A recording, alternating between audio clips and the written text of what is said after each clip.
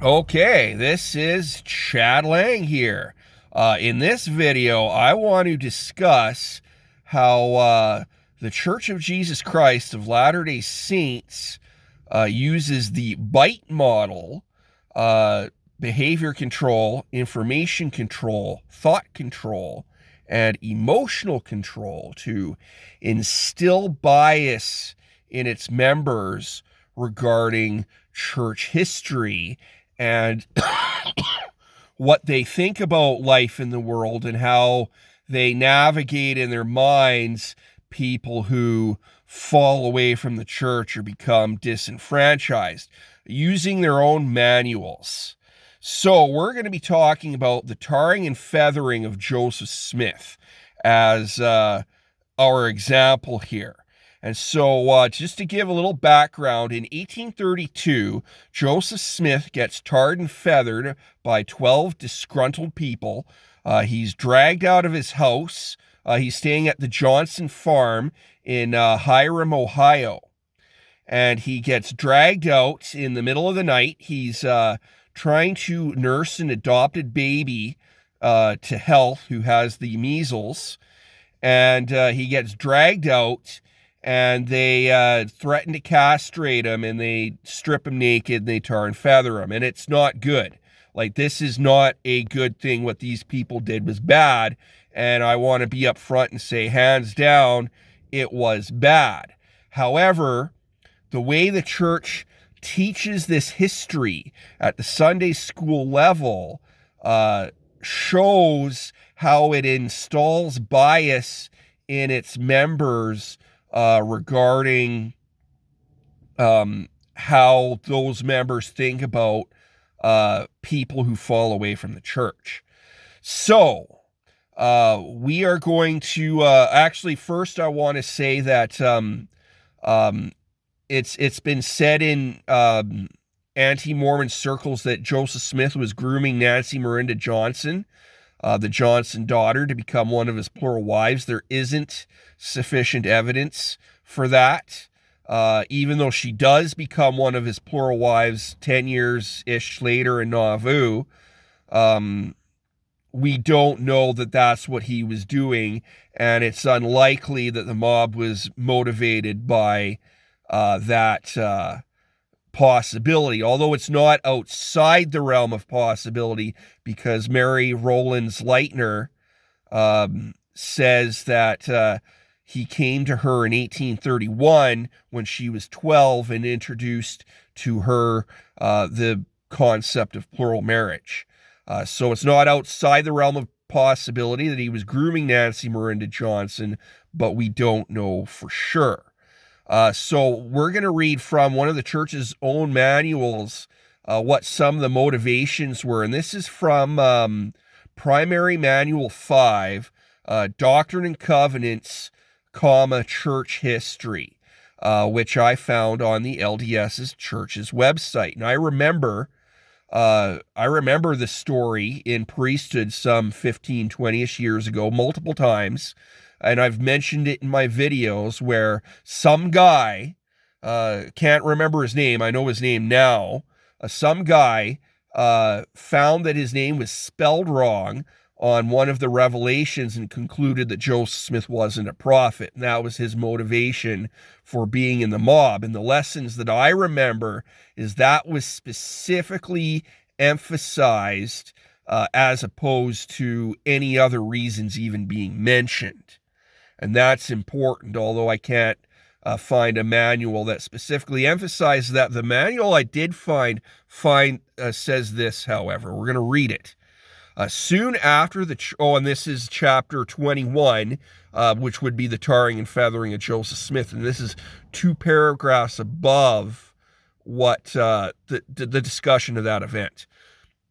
Soon after the church was organized, some of the members began to apostatize or leave the church. They quit attending church meetings, opposed the prophet, and persecuted the saints.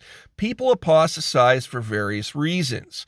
For example, one man left the church because his horse died while he was traveling to join the saints in Missouri.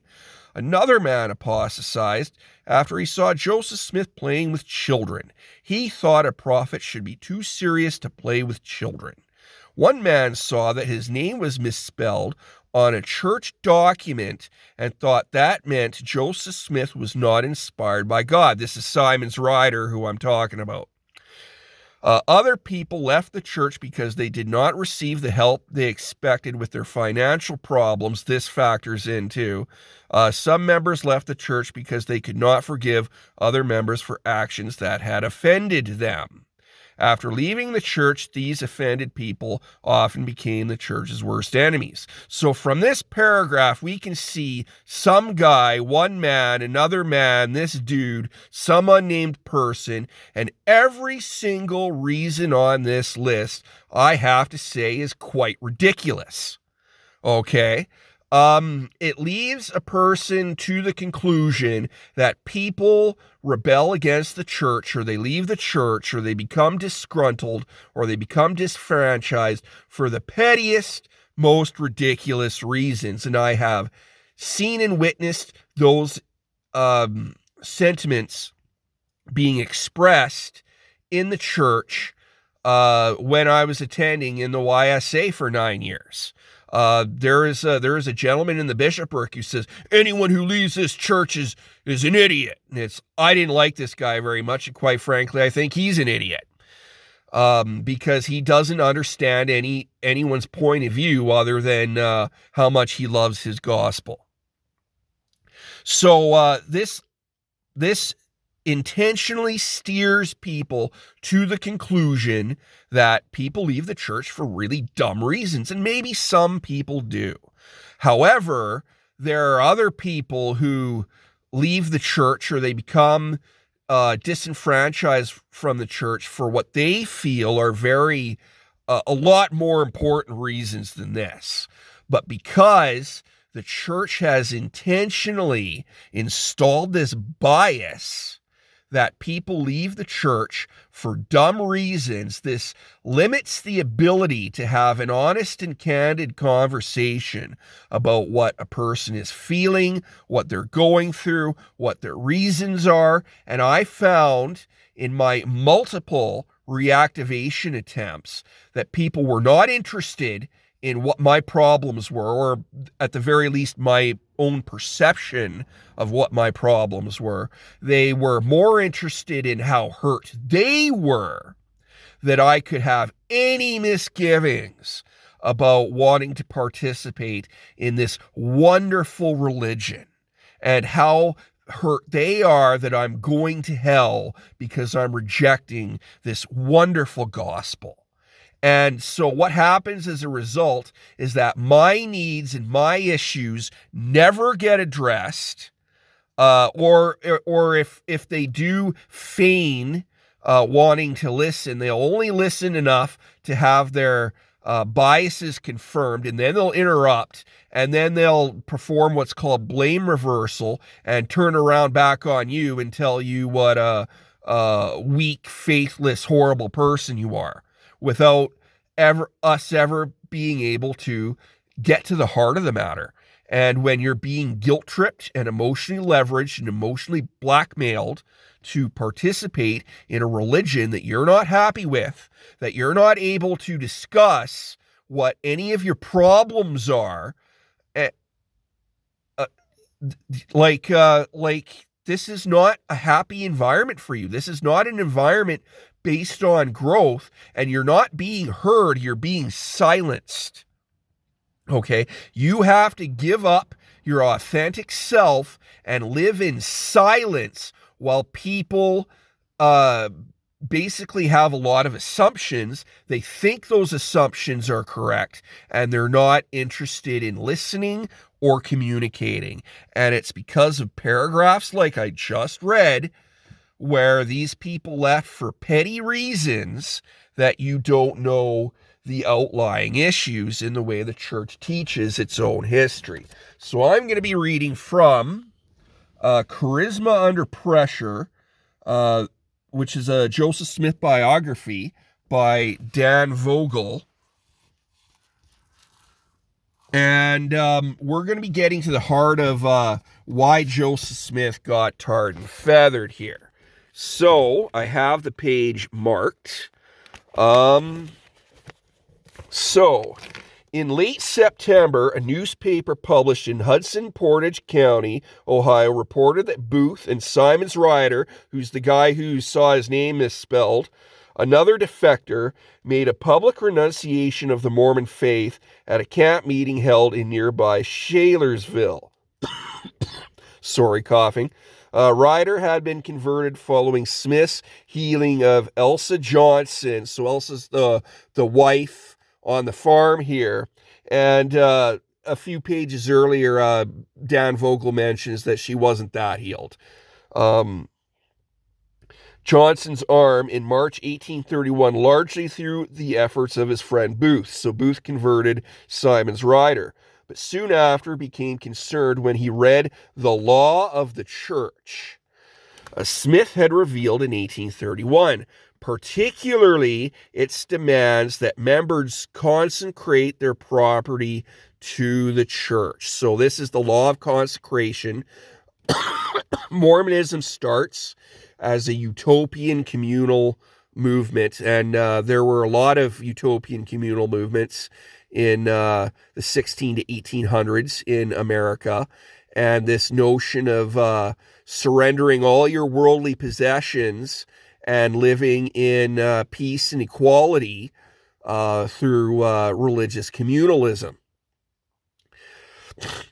And this is how the early church wants to operate, and there's nothing necessarily wrong with that if everyone agrees to do so. Most of these movements died off, and I think the only ones who are really doing anything like that right now are like the Hutterites, if I'm not mistaken. Okay, so the oft-repeated story that Ryder apostatized because his name was misspelled in one of Smith's revelations is likely untrue. The story was first told at Ryder's funeral in 1870 by the Reverend Burke A. Hinsdale, Ryder's friend. Ryder himself gave a different reason. While Smith was in Missouri, Ryder and other recent converts were able to read some of Smith's revelations and became acquainted with the internal arrangement of their church, which revealed to them the horrid fact that a plot was laid to take their property from them and place it under the control of Joseph Smith the prophet. Ryder published the text of the Law of the Church in Portage County's Western Courier, which is a newspaper, on September 6th anonymously. What made publication even more irresistible was the Revelation's injunctions, to keep its contents secret. As Ryder explained, church leaders were commanded not to communicate it to the world, nor even to their followers, until they became strong in the faith. So, Ryder is very concerned, and so are the other 11 people in the mob, are very concerned that this new church that comes to town is basically a front for a property scam. And that members are not told up front when they join the church that they're going to be required to sign their property over. That is not known. That is something they're told after. Once they're strong in the faith, Joseph Smith will come up to them and, do you believe that I'm a prophet of God? Yes. Well, then God has really impressed me that you need to sign your property over to the church so we can distribute it amongst the poor of the church. And a lot of these people where it mentions because they did not receive help they expected with their financial problems, they were asked to sell all their land in New York and come to Ohio. And when they get there, there's really nothing for them. And it's again, this practice of signing over all your property and worldly possessions to the church. And they often gave the money from the sales of the property they had to the church. So there's this huge concern that the church is a property scam right from the beginning. And that's what these men wanted to, why they tarred and feathered Joseph Smith. And no, it wasn't right. And that baby did die, which is something else that's emphasized. But when we learn that Simon's rider, or whatever his name is, saw his name misspelled, and that was his motivation for participating in the mob, it can't help but leave the impression to the people learning this lesson that people leave the church and commit dastardly, horrendous acts for the stupidest of reasons. And there's several things that we can pick apart out of here. What do you call an organization that's not upfront about its expectations of its members when they join? That waits until the members are so deep in that it's very likely that they will not say no, and then reveals that you have to sign over your property and your worldly goods to control of the organization. What is the word that most people would call such an organization like that? I think it's 4 letters, and it starts with a C, and it ends with a T, and it has a U and an L in it. So, the church looks really culty right from the get-go. And the church knows that it looks really culty right from the get-go. The church does not want its members to think that it looks really culty right from the get-go. So the church obfuscates the reasons why these people had a problem and don't tell you those little tidbits, and then blow up these little anecdotal stupid reasons why they left the church in order to lead you to an emotional conclusion. And they are creating this bias totally on purpose. That's how information control and emotional control work in tandem on the bite model to commit deliberate deception.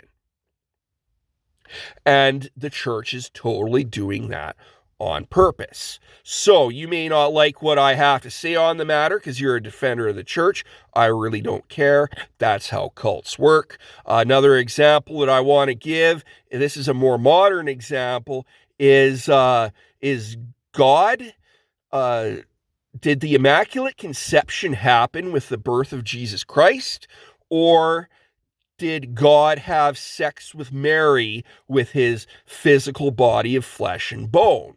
I've been through several reactivation attempts in the church, but I also come from a background where I understand and know about deeper church doctrine. So I've been through the beginner classes after I've been through the more intermediate and advanced classes. So in the beginner class, in the Gospel Principles or Gospel Essentials manual, it will talk about the Immaculate Conception of Jesus Christ as discussed in the New Testament. And it won't give a whole lot of detail, just like it didn't give a whole lot of detail in this paragraph that I read in the church's manual.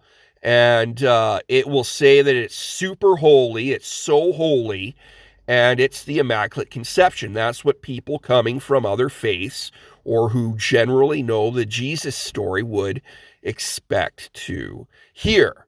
And then later on in the more intermediate classes, you start learning from the Doctrine and Covenants that God the Father has a body of flesh and bone, and several early prophets made the distinct point that no, it was not an Immaculate Conception, that God the Father descended in with his body of flesh and bone, and the Holy Ghost overshadowed the Virgin Mary, and they had physical, actual sex in order for Jesus to be produced and Mary to get pregnant. And this is kind of a smaller point, but it's just like, which is it?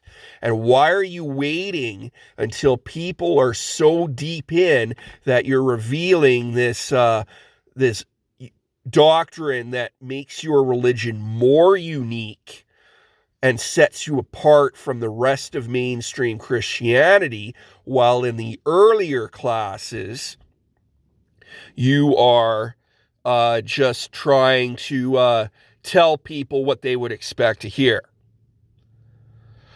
This is how the Church of Jesus Christ of Latter-day Saints operates. It is not upfront about what it really believes in. The Book of Mormon, they say, contains the fullness of the gospel, but it actually does not contain any of the unique doctrines that set the Church of Jesus Christ of Latter-day Saints apart from its competing religions.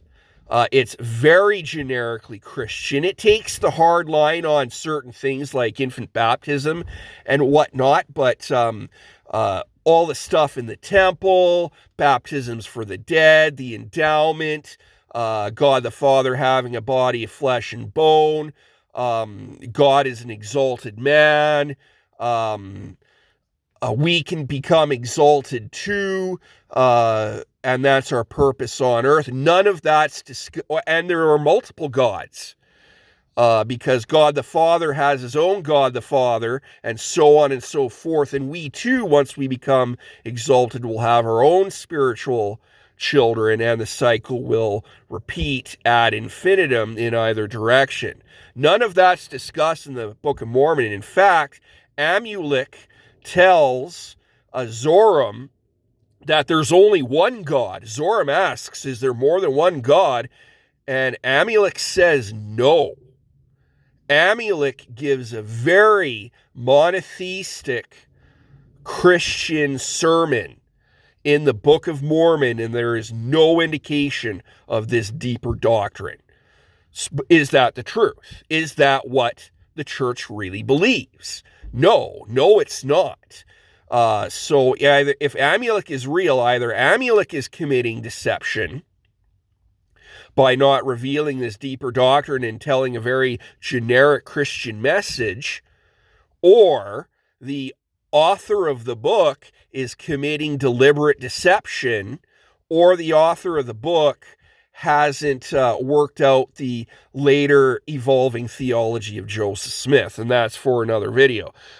This is going on 22 minutes here. I think I've made my point. So the church definitely scores on the bite model, which is a model you can use to determine whether or not your organization is behaving in a culty manner. Behavior control, information control, thought control, and emotional control. I'm Chad Lang. I actually co-host for a support group for people leaving high-demand religions or cults, and I'm well-versed in cult mind control literature. So there you go. Enjoy your church. Have a nice life.